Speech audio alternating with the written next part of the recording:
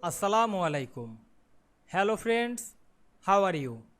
Welcome back to our another video. In this video, I am going to show you how to write align shapes in Microsoft Word.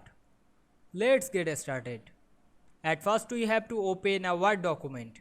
Then we want to align shapes, align right. Firstly, we insert some shapes in this document.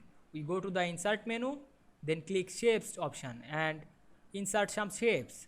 Now I select the rectangle shape or another shape. Then again go to the shapes drop down menu and choose another shape. Then change color of the second shape. Now we press shift on your keyboard to select multiple shapes. Then go to the align option and choose align right. And we can see here we align right to this shape very easily. I hope you enjoyed the video. Please like, comment, share and subscribe my YouTube channel. Thanks for watching.